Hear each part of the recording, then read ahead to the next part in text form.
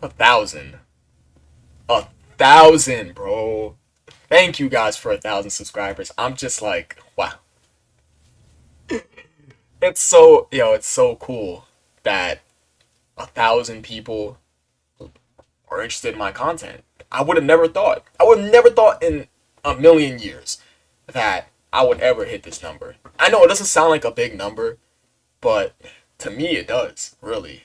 It means a lot, guys. Humbly, it really means a lot that you guys actually watch my content, like the content, comment on it. It's just it's cool. It's cool. Thank you guys. It really means a lot to me, truthfully. Now, let me give you guys a little bit of a story. Yes. Now, how I started doing Dokkan on YouTube was literally because of my friend Elijah. Shout out Elijah. No bullshit. Shout out him. Because if me and him had never joined that Discord call and talked about Z-Sword Gohan versus Cooler, well, Tech Ultimate Gohan. I still call him Z-Sword Gohan, but that was just my nickname for him. I called him Z-Sword Gohan. My OGs remember that. But still, that's not the part of the story. But I was doing like a Tech Ultimate Gohan versus STR Cooler argument with him back in 2020. And bro, I was like, you know what, Elijah? I'm gonna make a video on this. And then I make a video on it, and I'm like, you know what? I'm gonna start doing more videos. So I kept doing more and more and more. Yo. And we hit 1,000. Listen, whether you're a new subscriber or an old subscriber, does not matter. It does not matter. All you guys are the same to me. I love you all equally. Thank you. I appreciate you guys for tuning into my content. Even if you don't watch all videos, that's completely fine with me. Pick the videos you like watching and watch them, man. You know, it doesn't matter to me. I fuck with all of you regardless of what you do on my channel. Thank you guys so much. Let's go ahead and get into Tech Super Saiyan 4 Gogeta before I get emotional and fucking start tearing up. You gonna see a little tear in that mind? Let me stop, bro. Anyways, Tech Super Saiyan 4 Gogeta is a 200 million download celebration unit? Yeah, he's from the 200 million download celebration from back in 2017. He dropped a physical Omega too. So yeah, he came from the 200 million download celebration and he dropped a physical Omega at the beginning of August of 2017. And I would say that I remember seeing YouTube videos literally a year after this of how valuable those banners were. Those banners were quite valuable. And these units were quite formidable for the time. I mean, Omega was low-key okay. It was okay. The problem with Omega was that Extreme Physical was not really looking the craziest back then. It was okay back then, but Super Tech was a formidable category. Well, not a formidable category, not a category, excuse me, but a formidable typing. Super Tech was a formidable typing, and Fusion, if I can't remember correctly, I don't think I can remember this correctly because I saw these videos back in 2018, but Fusion was good. Fusion was actually a good category team for its time.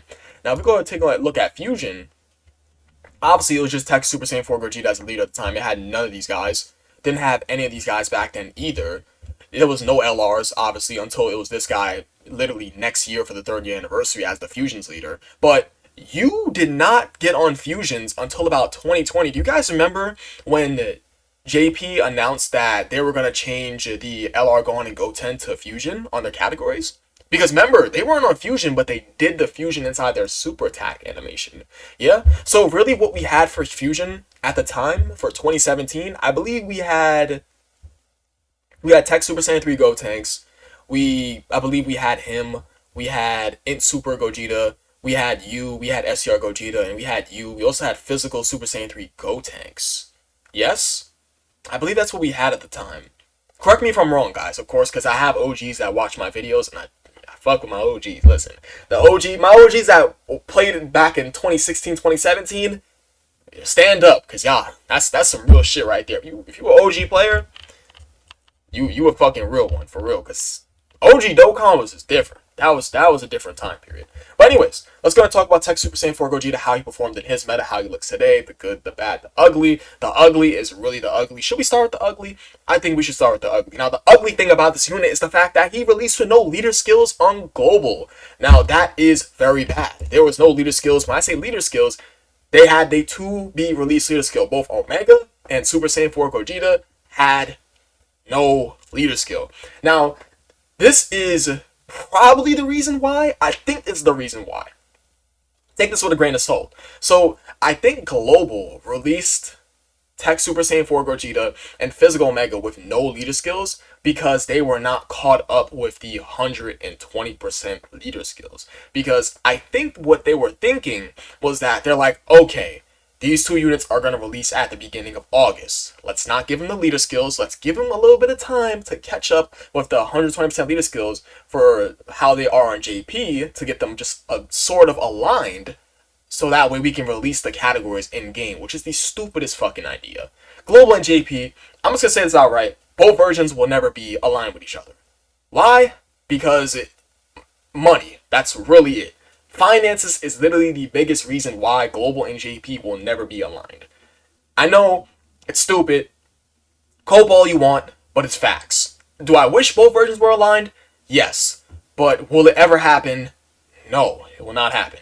Now, of course, going back into Global's mindset, Global's thinking, okay, prior to the celebration, we gave them the first 120% leader skills and of the Super Saiyan 4s. So let's go ahead and let them catch up with JP a little bit. So what they do is say, alright, we're going to release both these two with no leader skills. We're going to make them wait. And you know how long they make Global wait for leader skills? 3 full calendar months.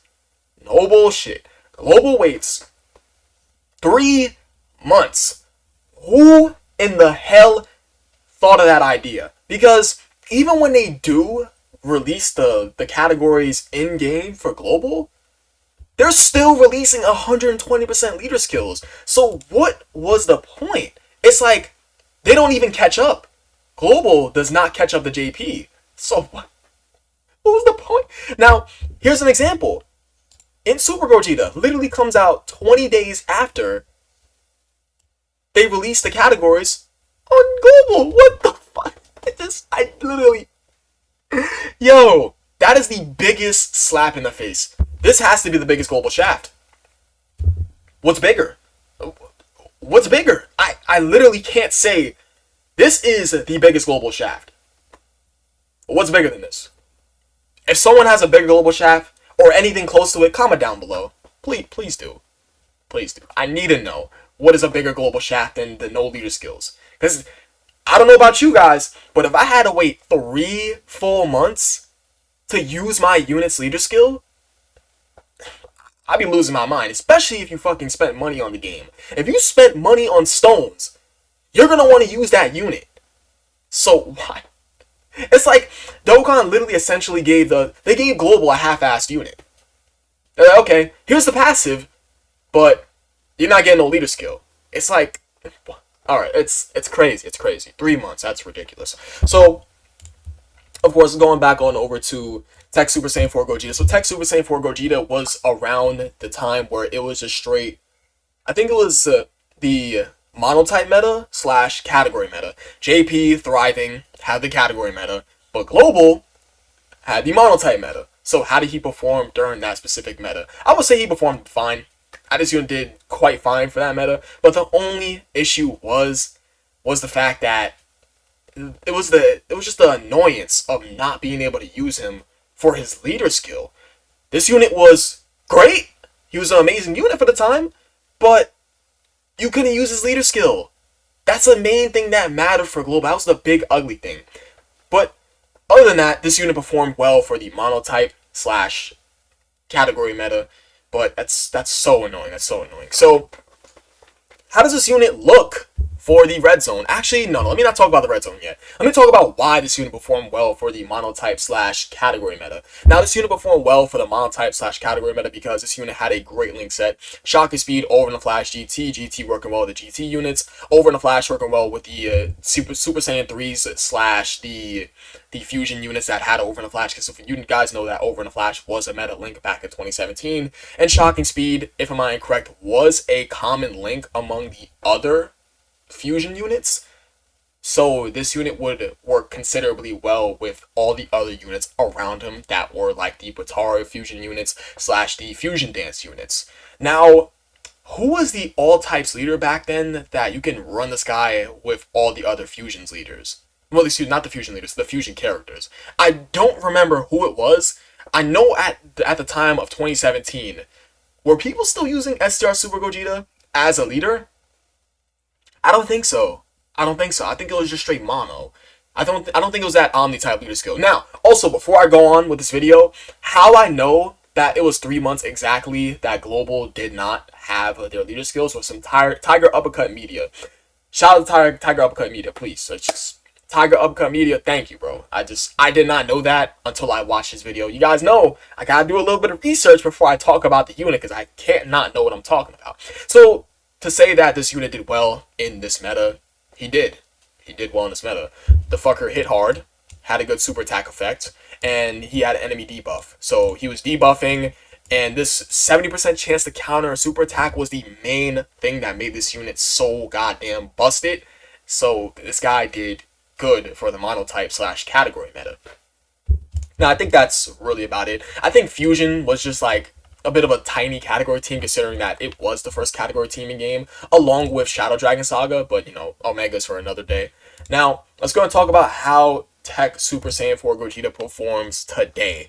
Now, how does he perform for the red zone / 200% leader skill meta? Now he actually performs quite alright in the red zone. It may be crazy, but he performs alright in the red zone, provided you are able to hide him in that third slot until you are ready to fuse him. No, until you're ready to sit him right next to the LR Super Saiyan 4s, the 7th year anniversary LR Super Saiyan 4s, which is basically his best true linking partner.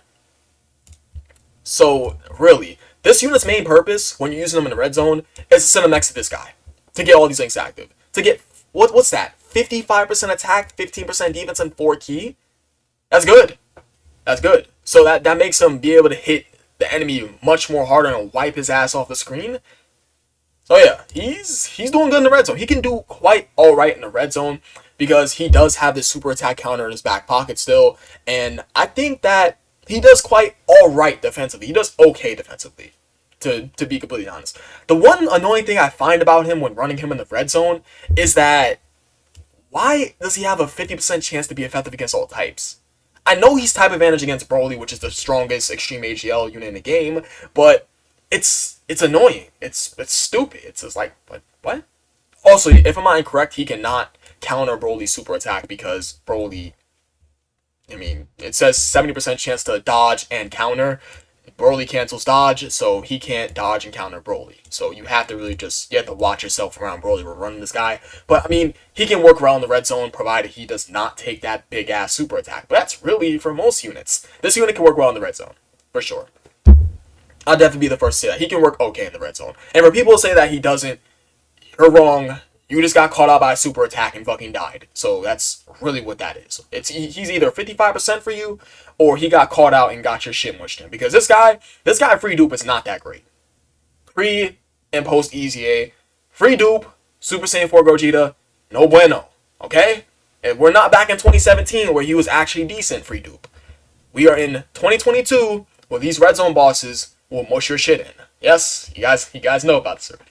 Now, what's good about this unit, pre and post EZA? Now, what's good about him pre EZA is his good super attack effect, his enemy debuff for Battle Road when it does come out. Battle Road does not come out until the end of October of 2017 for JP and the Valentine's Day of 2018 for Global. So when Super Battle Road does come out, his enemy debuff is super useful along with his good super attack effect, and the main thing that made him so powerful is his 70% chance to counter, and just, this was powerful, guys.